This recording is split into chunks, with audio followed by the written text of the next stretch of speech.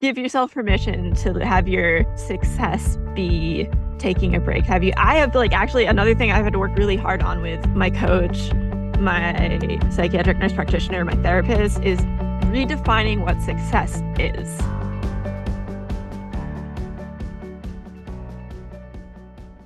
We know that ADHD, more often than not, comes with friends. Friends like anxiety, depression, among other mental health conditions. In today's episode, I'm talking with Melissa about her journey with both ADHD and severe anxiety. And she shares the impact of ignoring 12 years of burnout. And what I love about this conversation is that often when people share that they have gone through hard stuff, they are sharing it when they've kind of come through it. In today's episode, Melissa shares with us while she's still going through it. So let's listen to my conversation with Melissa. Welcome back to another episode of ADHD reWired. Today's guest is Melissa Seldon. Melissa is an artist, librarian for hire, and nature lover. Creating is her predominant part of her mental health and healing process that she's currently working through. Her pieces can represent emotions and ideas that the deep and dusty corners of her brain offer up, as well as traits and behaviors that she is attempting to embody. The majority of Melissa's art has an illustration bent to it and is inspired by nature. The execution can range from the representational to the fantastical, as well as more stylized designs. Watercolor is Melissa's main medium of choice, but lately she has been revisiting metal jewelry, hand building with clay, and collage.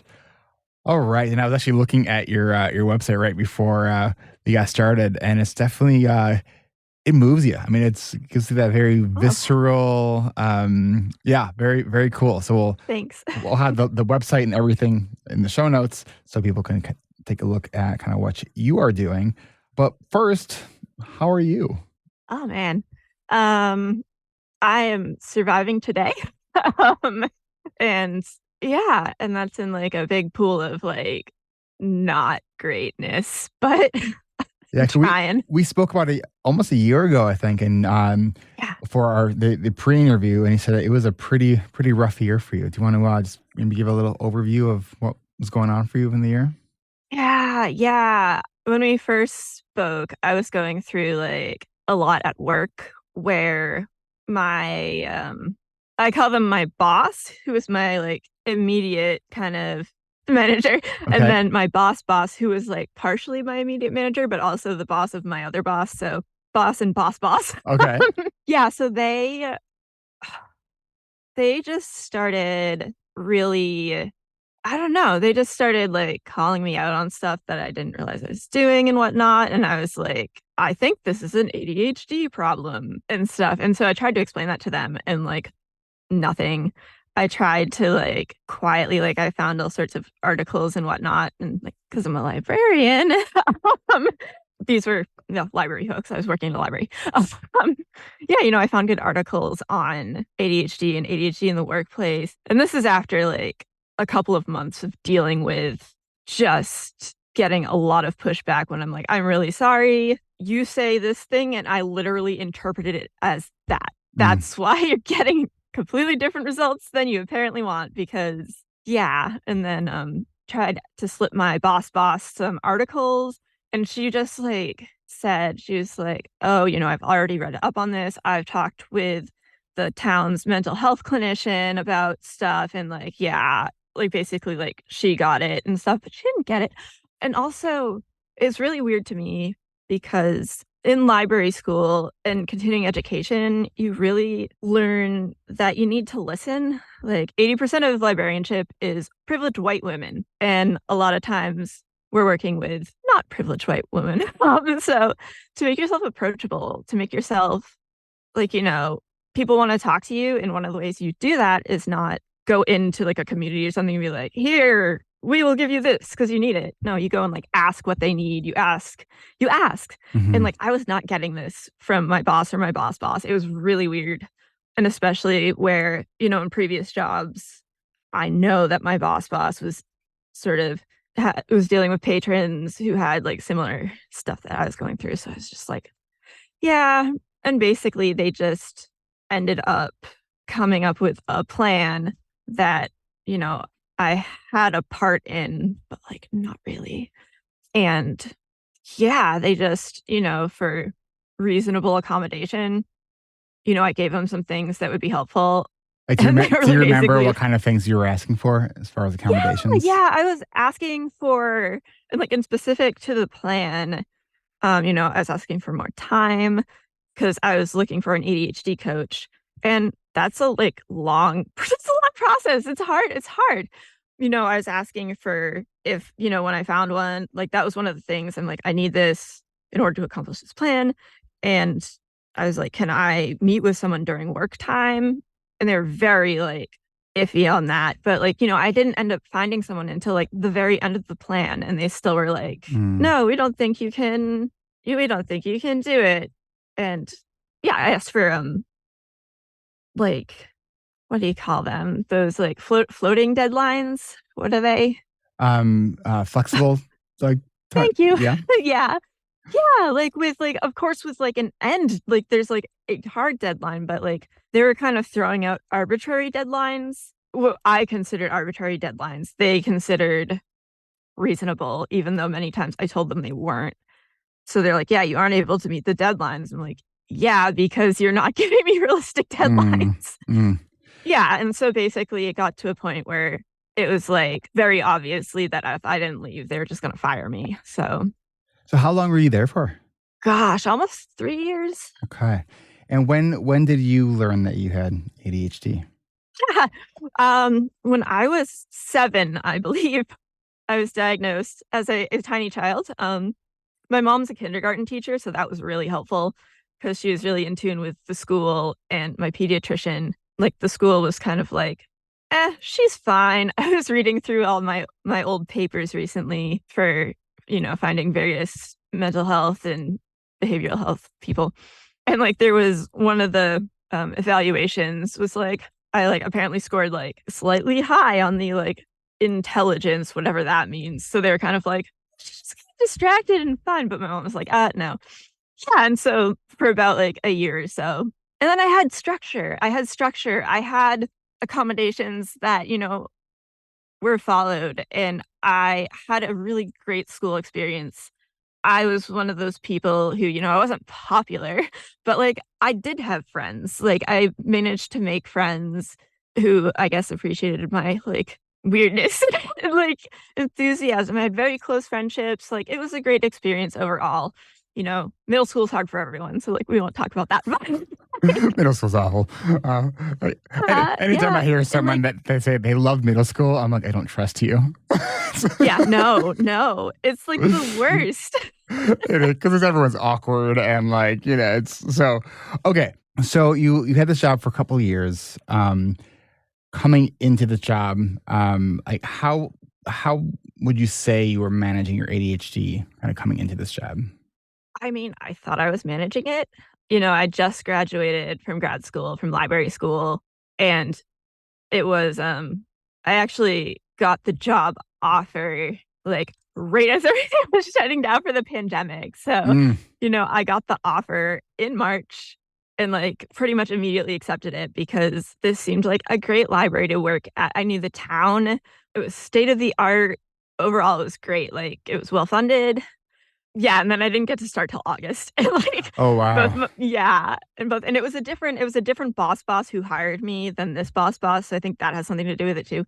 But, like, we were in touch, like, I was like, "Please don't go anywhere," and she was like, "Please don't go anywhere," so yeah, yeah, and I was doing well, except for the fact that I've always had anxiety and apparently it's been really bad for like years. It had been really bad for years and years. It's still really bad, but I got to a point where like quite frankly, I was like having a whole lot of suicidal ideation because like Mm, I just couldn't deal with it all because, it would make me depressed and it was really hard. So I finally was like I'd resisted medications because of one particular instance in high school that I don't know, it stuck with me where I had gone to see a psychiatrist about my anxiety and she was immediately like, okay, we're gonna put you on medication, this, that. And I was like, whoa. Like,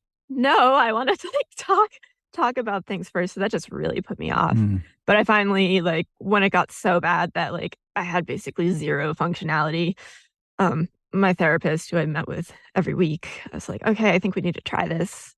And still haven't found anything that quite works as well as we'd like. But like, when I first got that sort of like first oomph, like because medications work, it'll be like oomph and then like plateau and you figure it out and whatnot.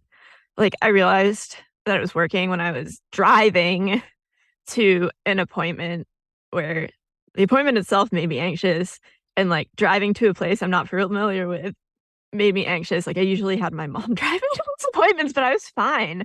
Like, I had a moment where I was like, what if I put in the wrong address, like for the other location? And I was like, well, then you put in the correct address when you figure out you're wrong. Your brain Which actually allowed you to answer the what if question.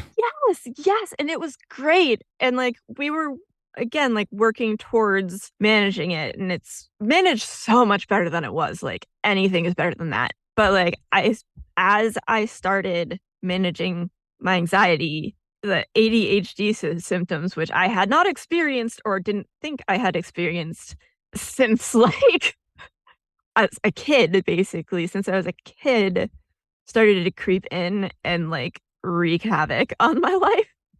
So, my theory, no medical professionals have said this or anything, is that I was previously managing my ADHD with anxiety. Yeah, I mean, there's I'm trying to remember there's a book with a similar title of like oh, so I shared with you before we hit record that I did not get a great night of sleep last night. So like those like the references of books that I've read and those resources that are in my brain aren't available when I haven't slept enough.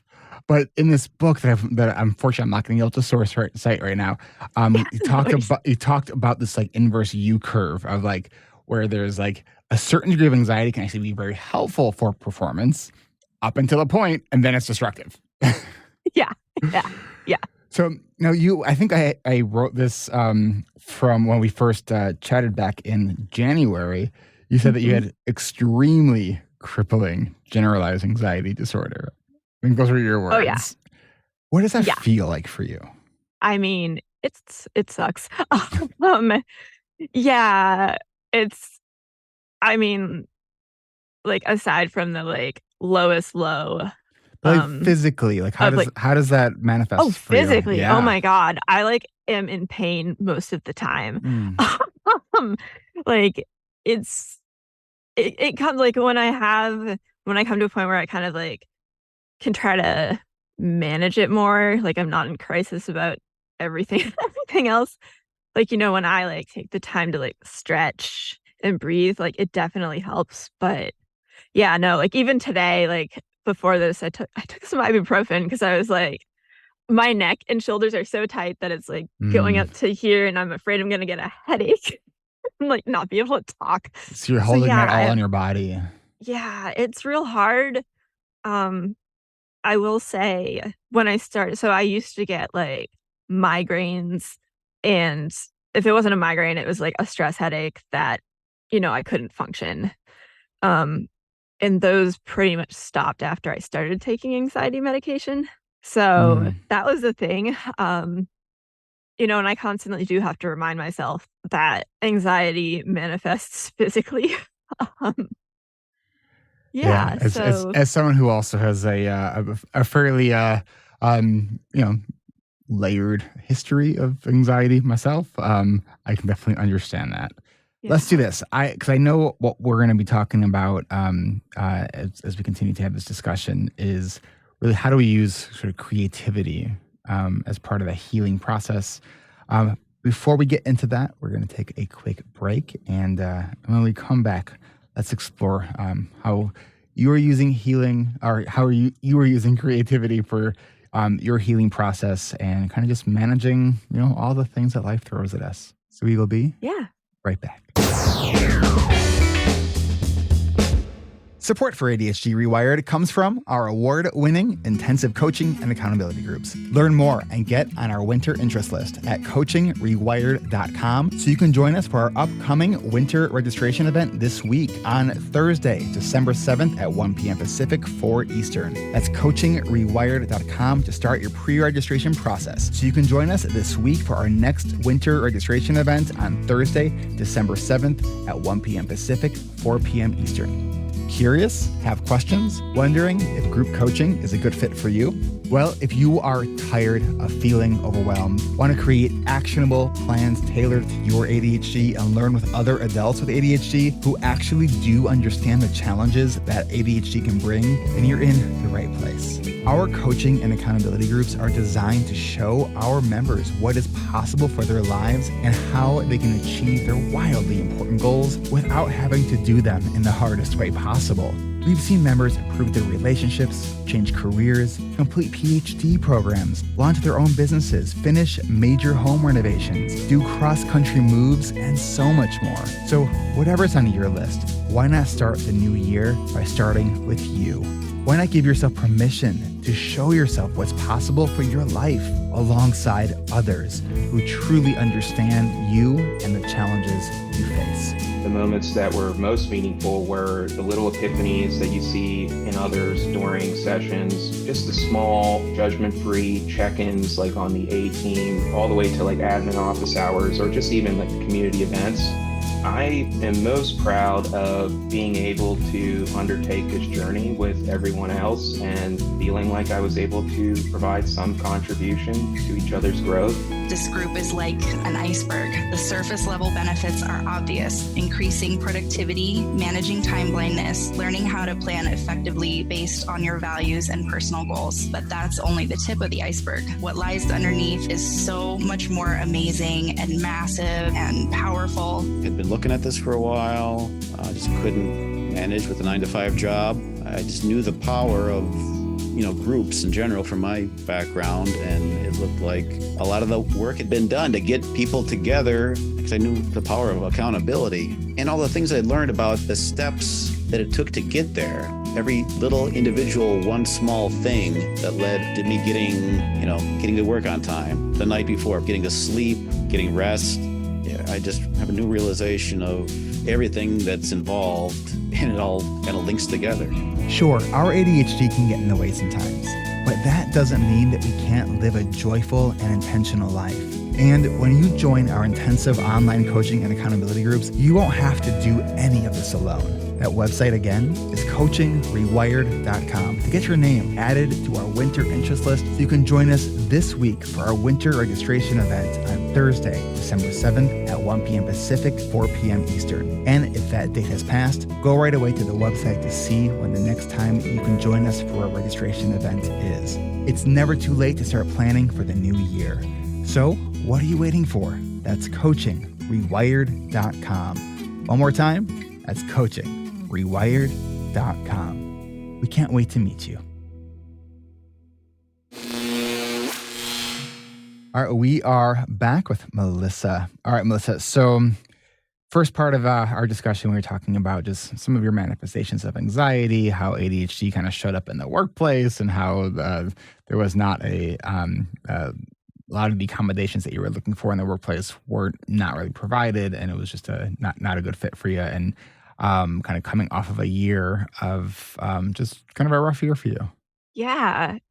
I will say, because I left work in February and like I haven't been to work since. I'm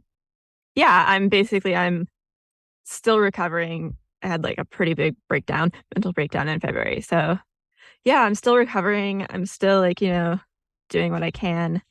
Some days are better than others. Sure. But yeah, so yeah, creativity has kind of been I don't want to say lifeline. I have several lifelines, but it's been really important. Yeah. And I will say, I went to art school. It was great, but I was really burnt out by the end of it. And I had kind of lost that creative drive. It just kind of popped back about a year ago, like last October or so, I really felt that like almost I was very hungry, very hungry need to create, like to the point where, I had to like manage it real well because it was like almost painful when I was not creating and it's ah, I feel that, as someone who's been a yeah, lifelong musician, when when I've gotten through periods where I'm like, I haven't touched the piano and I don't even remember when. Like it is painful. It is yeah, absolutely painful. Yeah, like it's like you ache for yeah, it. yeah, yeah, and, like, I was interested in like, I went to school for illustration, drawing and watercolor painting, it's still my favorite thing ever, but, I found myself wanting to explore different things, like, I still had my kit that I had to buy for a jewelry class I took, and I was kinda looking at it like, "Wow, this was a really expensive thing to buy for a class," and I wish, like, I had the actual tools I would need to use it. So I went and bought an anvil and, like, Say an it's anvil. actually an anvil, yes, I was so happy. I was, like, trying to find something because I don't work big. I don't work with heat or anything, like, no annealing, as I like that scares me. Like, fire, I'm like, "No, I'm just gonna, like, blow something up accidentally or something." Um, but yeah, so I needed something that wasn't they have these, like, teeny tiny, like, jeweler's anvils, which must be for, like, working with gold or something really soft, but then, you have the huge honkin' anvil, which, like, I do not need, and then I learned about because I was watching a lot of videos, reading a lot of stuff, track anvils, which people take a little section of railroad track and turn it into an anvil. So, I started looking at those, they were perfect. It was, like, steady, sturdy, heavy, but not heavy enough, and I found my anvil, which I love her. Um, I was on, eBay actually, and it's very rare that I'll see something online and just, like, be like, "That's it," but I was just like, "That's my anvil." Like, you could tell that, whoever, like, made it, like, machined it down to have, like, the little point and everything, like, it was definitely, like you could see that someone worked on it, someone made it, someone, like, cared enough to take an old piece of track. So I bought an anvil. I I, convinced my I was dad that thinking we too. I oh, was like, where does one even like buy an anvil? Like, right? Yeah, well, that was one of my things too. And when I was looking at the traditional jewelry shops, it was all the little, like, teeny, like, ting, ting, ting. But yeah, I also convinced my dad that he definitely needed a drill press. Yeah, so yeah. so talk about like the process for you for helping you kind of using art to connect with that sort of that creative longing that you were kind of describing. Yeah, yeah, and it's very different than it was when I was in school. It's I wanna say, like, more mature, like you said, like, sort of connecting. Like, I'll just get in my head, like, an idea of something that I wanna make with metal or paint or draw, or if I wanna, like, make gifts for people, like, what those are, and then I'll just it's not really an option, like, I just have to go for it. Um, yeah, and, like, especially right now where I'm dealing with a lot of mental health stuff. A lot of it is doing art, because then I'm not thinking about all the anxiety inducing stuff. I really can like it really like shoves that stuff away. And B, I'm working with a psychiatric nurse practitioner to manage my medications because I have like a lot and balancing like ADHD stimulant with like but anxiety is anyway I was talking about her with her about the art and, like, she really like, encouraged me to keep doing that because of the whole, like, rebuilding your little brain pathways, like, right now, mine are stuck in a rut of awful, so my brain just likes to go down the awful, but, rebuilding them with art not only, again, like, rebuilds the good pathways, but also is a good practice for when I'm actually able to, like, function, like, out in the world out in the world again, like, having those. So are you using art sort of reactively when you're feeling highly anxious or as part of a regular part of your like almost daily routine to sort of keep the anxiety at a semi tolerable level? Yeah, I don't even think I'm like actively like I don't like make a choice, like it just kind of the feeling of like it's almost separate from that. It's almost like a separate, corner of my brain that is like very loud in my head right now saying like these things, and it just sort of happens that when I go there everything else just kind of goes to the background. So maybe subconsciously I'm using it like that. And like I do if I'm overwhelmed, I get really overwhelmed easily, like even by small tasks. If I just need to like drop something or like I know I'll have a meltdown, I'll go and usually do art. That's my thing to I don't want to say fell back on because it's almost like a thing I jump on. Actively jump on. But let me ask you Yeah. this. So, it sounds like you're using it in a number of different ways. For someone who maybe finds that art is helpful for them to kind of be maybe more mindful and present in the moments and get really engaged in that process. And all those executive functions could make it challenging to get like started. Like you got to gather all your materials, get like Yeah. make a decision on what you actually want to do. Like Yeah. how do you manage that? Oh man, yeah, that is the hardest part. Getting started is the hardest part, and then like getting started on the things you need to do is the hardest part.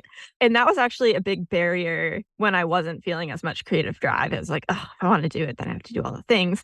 But I have my little like studio space. It's a card table in the room I'm staying in with like, a shelf and my computer and stuff. But like, I have everything right there. I have everything out in the open. I kind of like batch do things. So, like right now, one of the things I have to do is like cut more paper down to size because I buy the big rolls because it's cheaper that way and cut it down to size. And, I stretch paper. I use like homosote board and like wet the paper, staple it down, and that makes it so that when you're watercoloring on it, it doesn't get all crinkly. So I try to keep like paper stretched. If that makes any sense because I tend to work on similar size pieces. So I know I have like the few sizes that I work in. And So you front load the like all the preparations of materials. So like when you're feeling like you want to do it, you can kind of jump right in. oh yeah, yeah. And also while I've been a little slower on the front, like I said, I need to cut down paper. Like I also have watercolor blocks. So like it's like a block of paper that's glued on all the sides that I Hmm. can just like open and start on. Those are I try not to I mean, right now I'm just using them because I'm like, whatever, I just need to do things, but they're more expensive than the big paper. But wow, they're really great for just being able to like jump right in.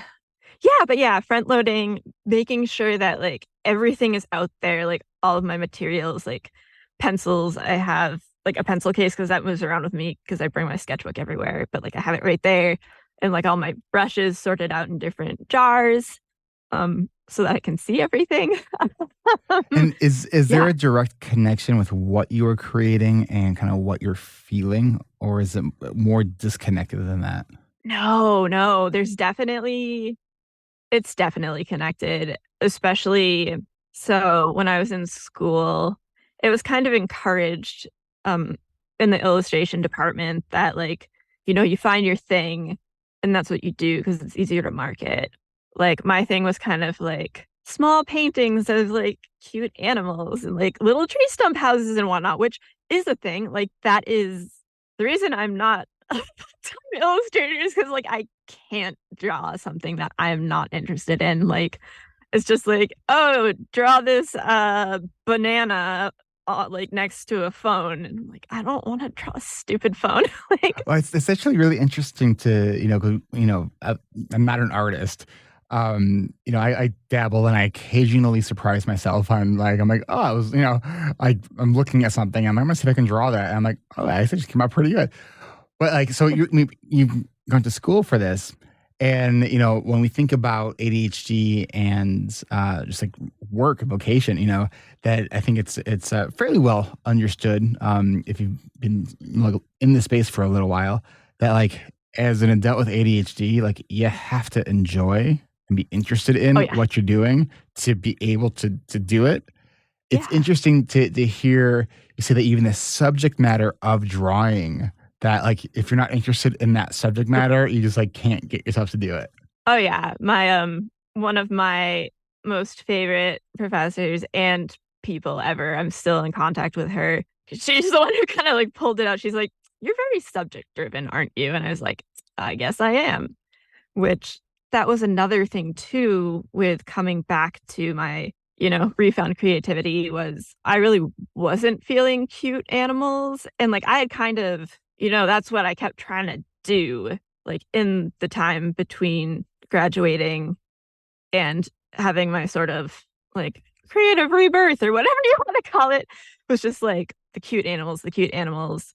But like, I've got other stuff too. Like, so I just started letting that come out. I'm like, I'm not trying to like market myself. So yeah, I started doing like really kind of almost trippy, I guess, paintings. To sort of, I did these sketches back, I think last October, of just these like mushrooms with like eyeballs or just like sort of floating in the air, like in a very like serene surrounding. And I'm looking at one of those images right now, and your work reminds me a little bit of, especially the mushroom one, and then on your website the one that is all the way on the right that has like the sun, I think, and then like the reflection.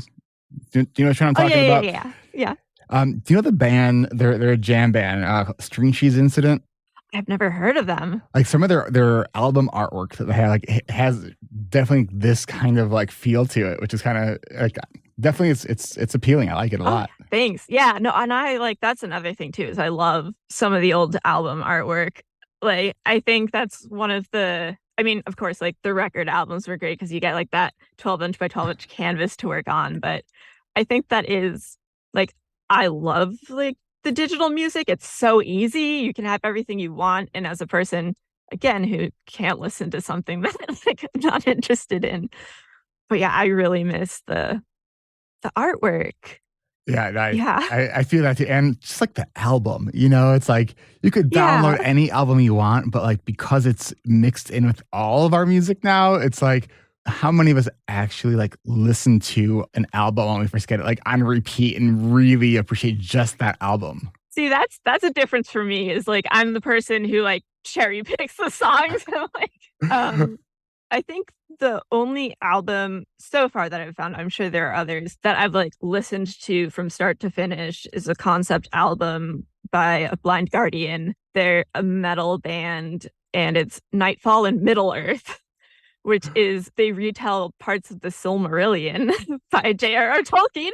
Um, but it's metal and it's great. Like Wow, so I love it so much. it's like nerd and like dark all together. Like I love Yeah. that. Yeah. And I'm like, Tolkien is probably rolling in his grave, but the Silmarillion is like super dark, super like full of generational trauma, basically. And I'm like, yeah, angry elves like singing with it's not the screamo kind that I don't tend to like, but it's like, a little growly, but like very passionate. Cause I mean, metal is about feelings, basically. And so yeah, it's like I just can imagine like in my head almost like music videos and whatnot of these battles happening and that like, I don't know, all the stories. So you said that part of your the stuff you like to draw is like cute little animals, right? Yeah. Have you seen him? I'm not gonna remember his name. There's this guy on I've seen I think on TikTok and like on Facebook Reels, who is this metal singer, and he sings about his like cute little kittens, and like I just find it so just like the juxtaposition of this like gruff metal dude who's just like Yeah. singing about how cute his kitten is.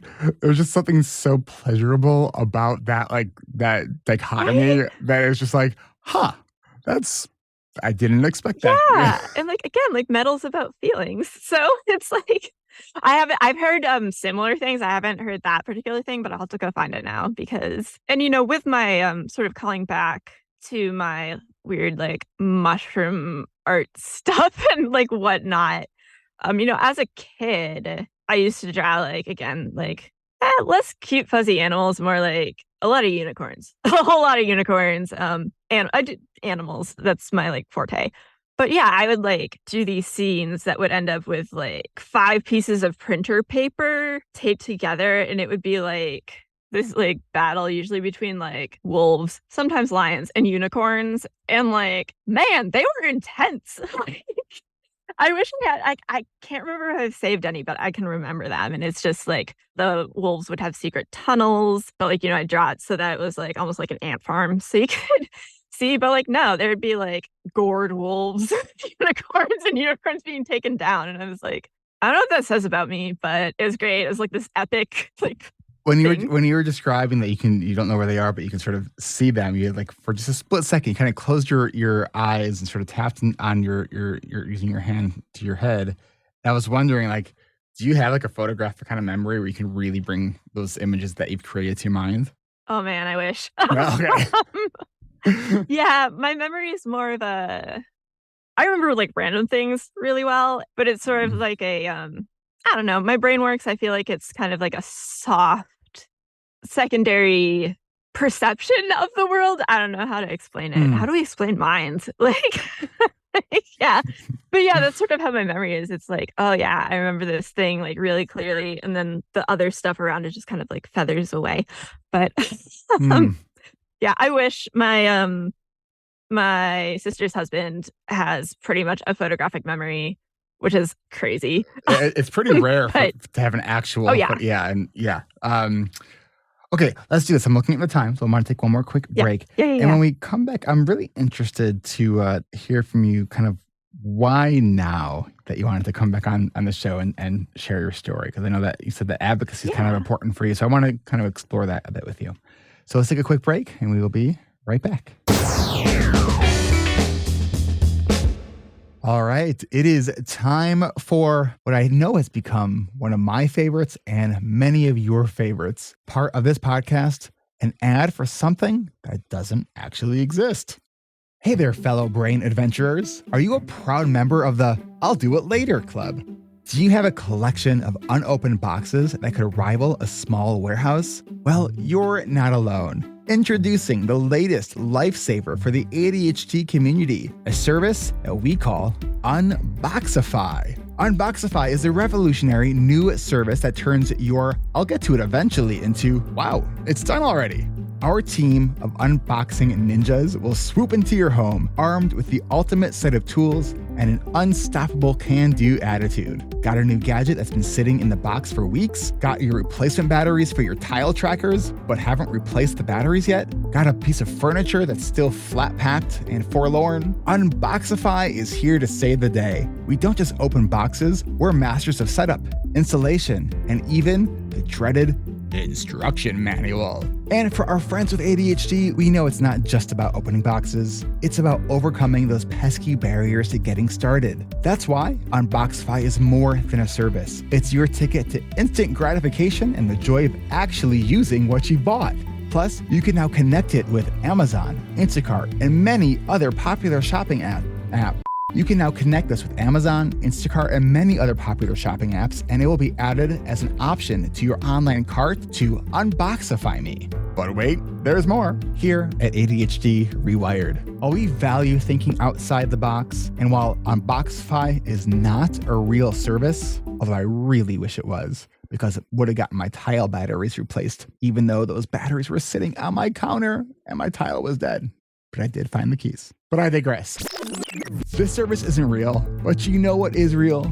The support and community. You can find it right here at ADHD Rewired. From our free secret Facebook community to our monthly live Q&As to our coaching community, Patreon community, adult study hall community, and more. We've got a little something for everyone. Check it all out at our website at ADHDrewired.com. And now, back to the show.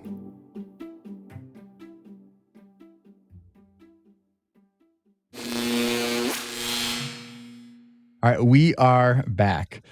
All right, so right as we went to break, Melissa was telling me that with one of her paintings, that you submitted it and it got sold at this it was like a witch shop, you said? Yeah, it's called The Veiled Crow. And they have a gallery space, a wonderful it's like a gathering gallery space because all of the people who are associated with love art, they're all artists and they do these monthly shows. The gallery space is called Third Sanctum. Each show has a theme, and the theme for the mushroom painting was spell. And it's like, what is a spell? Can art be a spell? So I actually drew the sketch for that, the little sketch for that. But the first time I was trying Vyvanse, Interesting. right? And like I could just suddenly focus. Like this is after trials of like so many medications that weren't working.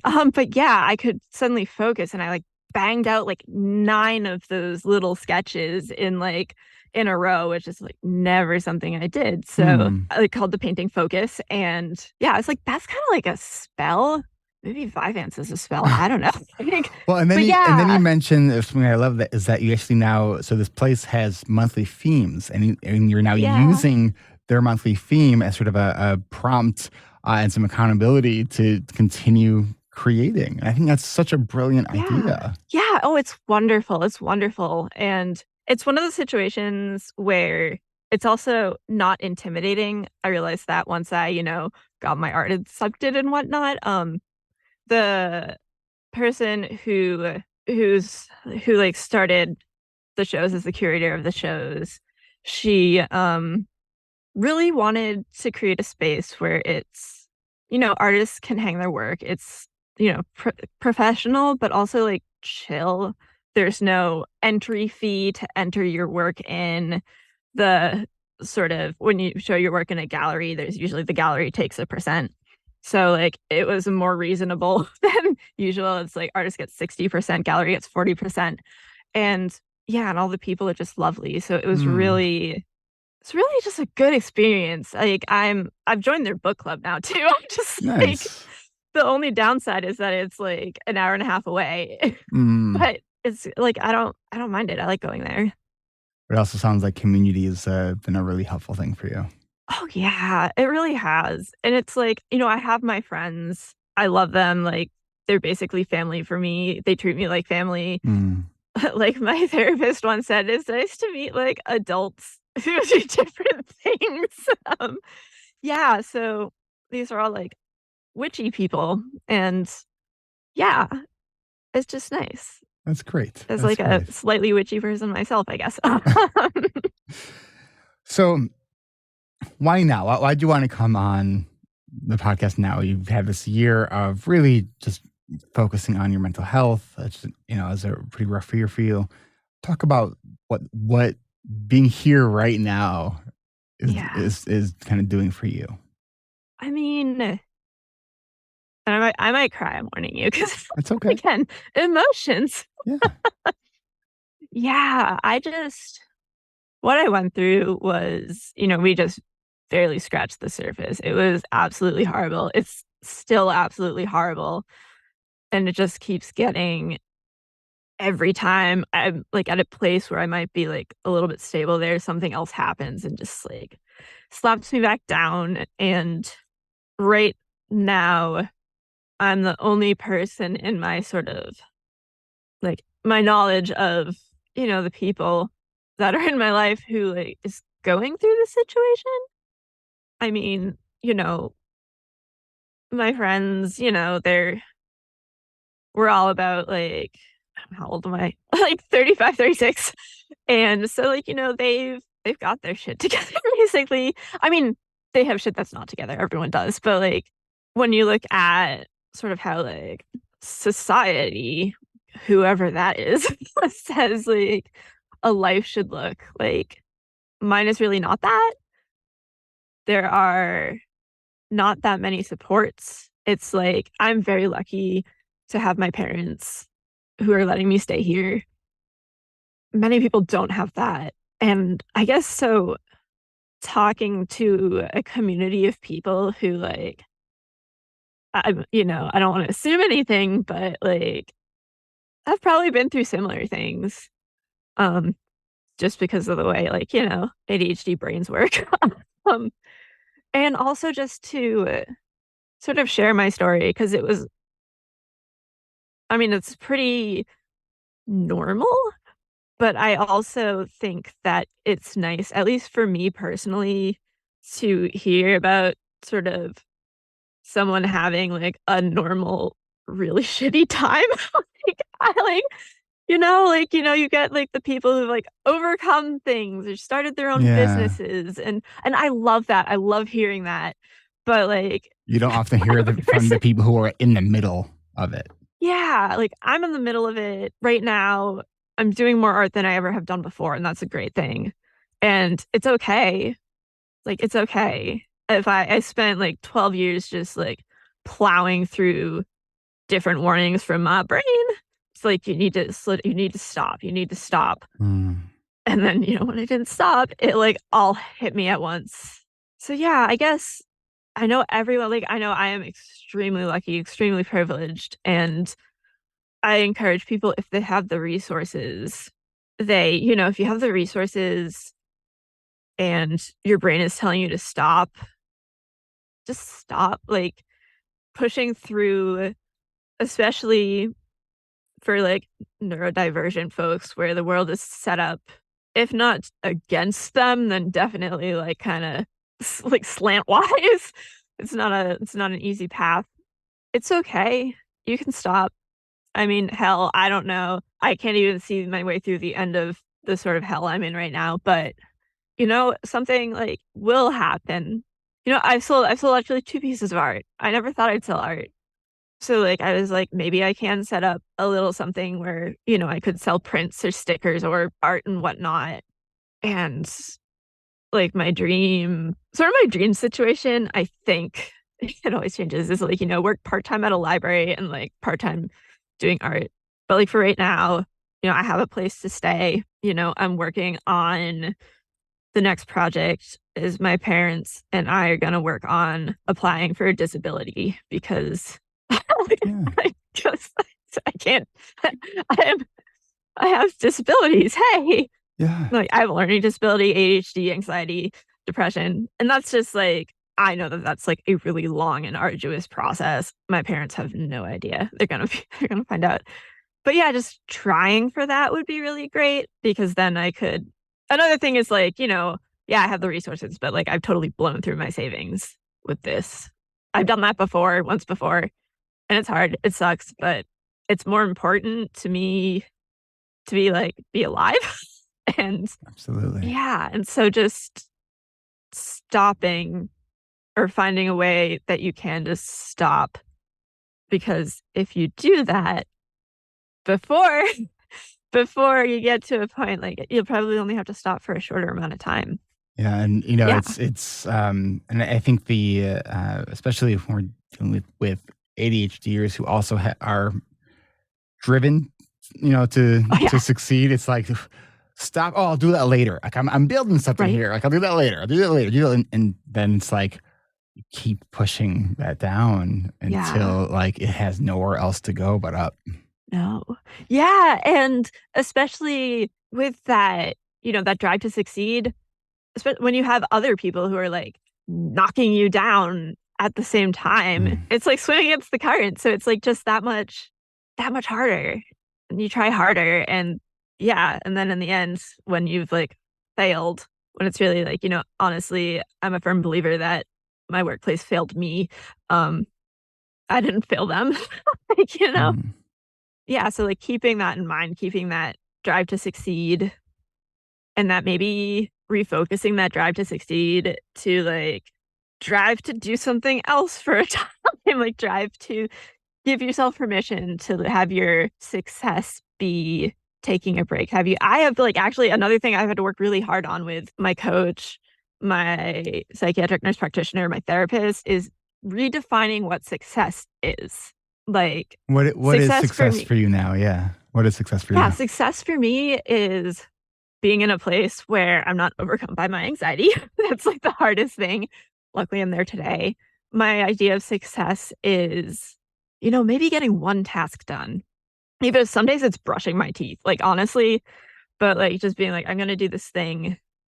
And success is recognizing when I get to that point, that fine line of frustration, like, stopping then before it goes over into, like, meltdown mode that is success. Success is recognizing when to remove myself from a situation. Success is, for me, something that's not even defined as success is like, selling a painting because, I've done that twice and like another 3 times I haven't done it. So like if I had that be my success, then I'd feel really shitty right now. So I'm like, wow. Yeah. So success doesn't have to be having a job.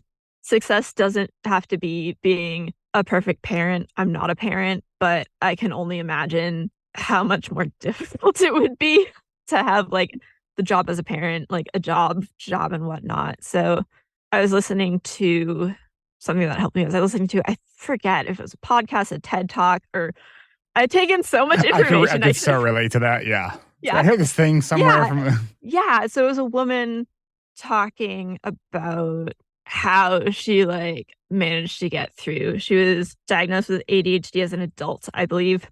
And like, she had kids.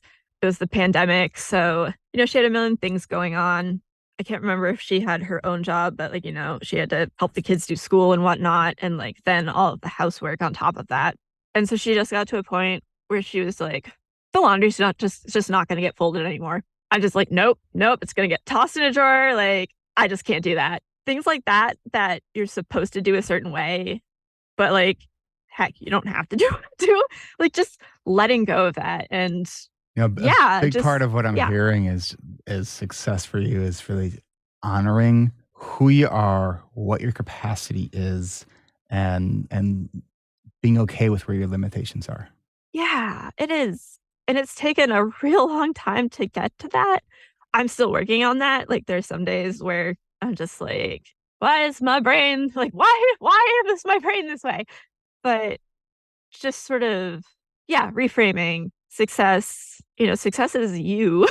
Like, Let me ask you this. So, if you could go back, and this is really thinking about this in the terms of like thinking about other listeners who might be, experiencing sort of a similar scenario in their life. If you yeah. could go back with what you've learned from your life experience now, go back 12, 13 years when that your brain started telling you you need to slow down or you need to take a break, and you kind of just kept carrying on, right? What Yeah. would you go back and tell your former self? Um well, myself who is in school was a little farther back, but like I'd say like do not pull all-nighters. Don't do it. Unfinished homework is okay. Art can never be finished anyway. I mean, it can. You gotta recognize. That's also a thing you gotta learn. You gotta recognize when you do anymore and all of a sudden it's ruined, which happens a lot during all nighters. Like I'd say, give yourself sleep. Work with the schools. I don't know what you call it, but With the Office of Disability like Services? yeah, work with them. I didn't. I was like, wow, I don't need this anymore. Look at me. It's Melissa. You totally needed it. Like work with them when talk to people. Like, part of the problem when I graduated was my parents, like, immediately being like, "Come on, come on, come on, you gotta get a job, this, that, and the other thing," but I was like, without knowing it, I was, like, super depressed. Mm. And so when I finally communicated that with my parents, they, like, were like, "Oh."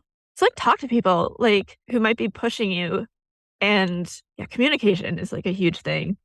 Like, myself, through those years, I would tell it's okay if you're not doing art, but it's also okay to not, like, try to force yourself to do the same art. If that's, like, open your mind. Like, open your mind. Don't just and it's really hard. It's, like, not to get down just, like, that track where it's like, "Oh, I'm gonna, like, do this," but, if it, like, means I'm never gonna sleep again or whatever. Mm. Yeah. And I think that's so hard for us as people with ADHD because we think that, well, if doing what I've done so far has gotten me here, let me just keep going. Let me just keep going. Let me just Yep. keep going. And something I struggle with too sometimes where it's like I don't know that I hit the wall until I've actually crashed through the wall. Right. Oh my It's gosh. Yeah, I am the same. I yeah, I use the wall analogy a lot, and it's like, yeah, it's me. You're, like, busting through one of those, like, movie walls that's meant to be bust through, but, like, I have, like, this giant stone wall that I'm repeatedly smashing myself against. and I think Yeah. what you said too, it's like when the thing that's maybe starts as like the pebble in the shoe, right? Oh And when God, yeah. the longer you ignore it, the more damage you're going to do. So, like, maybe you could walk for a little bit with a pebble in a shoe, but like when that Yeah. pebble starts bothering you and you're really starting to notice it, and now it's like you're starting to limp and you're still ignoring it, then you create an infection. If you're still ignoring it, it's like you Right. went from something that if you just would have sat down and taken the pebble out of your shoe, now you're Mhm. like, you actually are, need medical treatment, or you've lost your foot because you like completely Right, ignored exactly. like, so whether it's the physical sensation of a pebble in the shoe or the bubbling over of anxiety or the weighing down of Yeah. that deep depression, it's like we Yeah. have to listen to our bodies and like, sure, like Yeah. pushing through in short periods.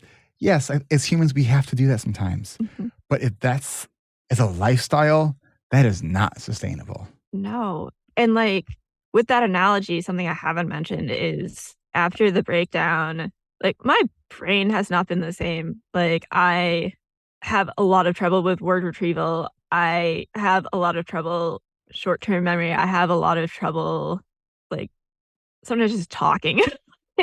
Like, I'll be, like, trying to say something, and they'll just be like and, I'm like, "Oh, I need to see a neurologist," and, my therapist is like, no, this is, like, what happens. I'm assuming now, I guess it's more of, like, a trauma response Yeah. maybe, but, like, yeah, my brain just it's slower. And I mean, it's healing. Um, I hope I get back to where it was, especially because, as a librarian, one of the things I was really good at was, search queries because I would think up, words to string together that, like, other people wouldn't. So I'd be like, "No, this is how you get the result." And they'd be like, "What? How did you do that?" I'm like, "I don't know. It just makes the most sense." But, like, yeah, I can't really do that anymore. Like, Hmm. even when I'm trying to search something for myself on Google, I'm like, and, like, instead of just, like, plugging in the search query, I'm like, "What is blank question mark?" It's like yeah. Hmm. Yeah, so you can have I don't even know what to call it. Like, it's not physical. The mental equivalent of, like, having a bad infection that takes a long time to heal, I guess. Yeah. And it just this, Yeah. it's the idea that like self care is not selfish, right? And it's so important. And especially if we have other, I don't know, like a lot of us with ADHD have other coexisting disorders. Like, Yeah. is it inconvenient? Hell yeah! Like, Yeah. has the last time we got sick, did that illness check our calendar to see if it was a good time for us to get sick? Like, never, Oh. never has, never will, Nope. right? And our mental Yeah. health is the same thing. Like It is. when we're starting to feel that equivalent of, oh, that pebble is starting to hurt a little more, like we need to stop Yeah. before it gets out of hand. And and I'm kind of reflecting what you're sharing and also saying this to myself as well. Yeah, yeah, and I mean, same with you.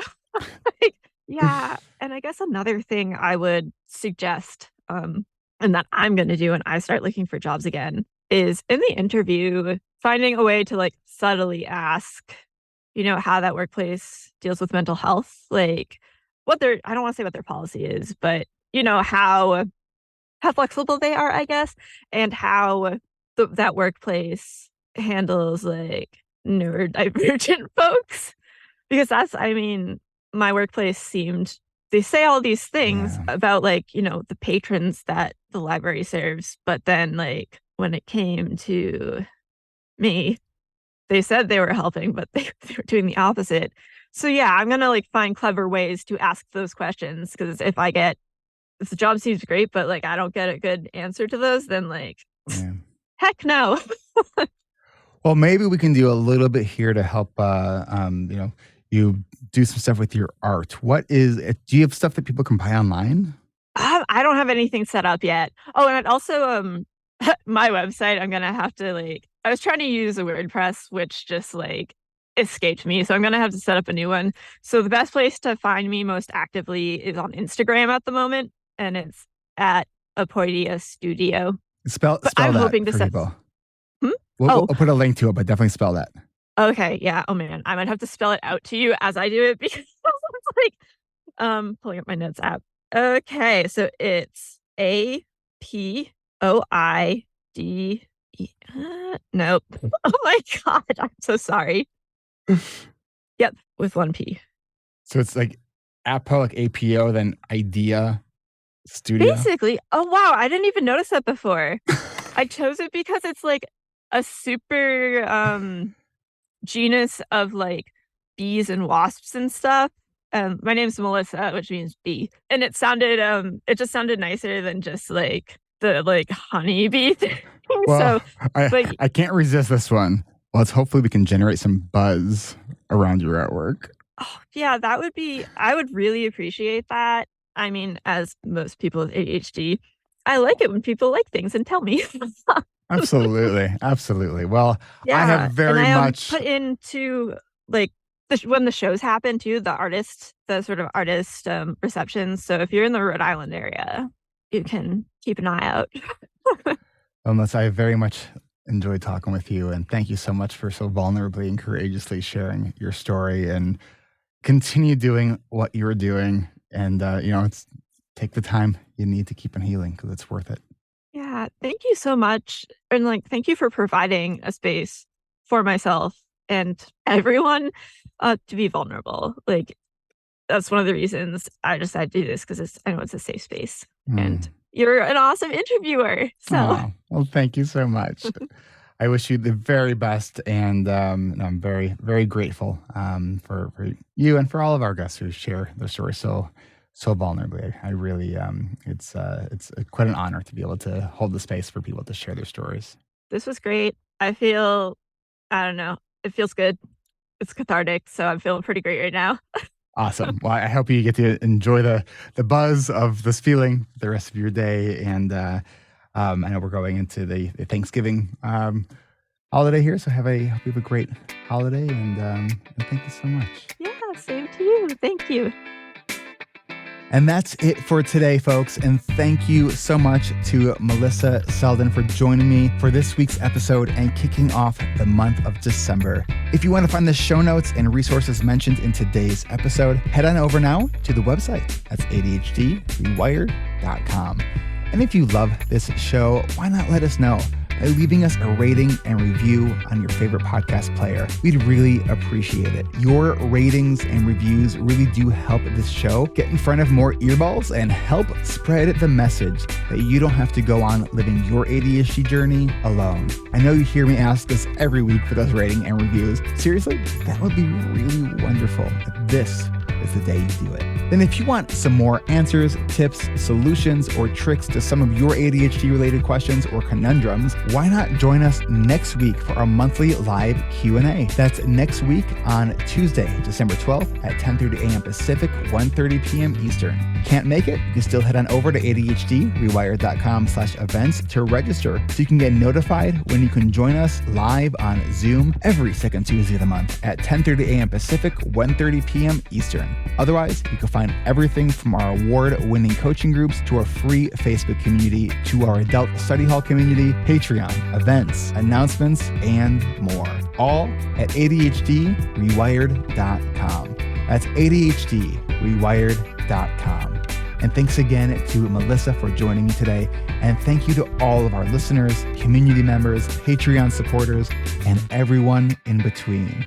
And if you attended the International Conference on ADHD this past weekend, we got to meet. It was lovely meeting you. We can do hard things. You are not alone. Happy December to all of you, and we'll see you in the next one.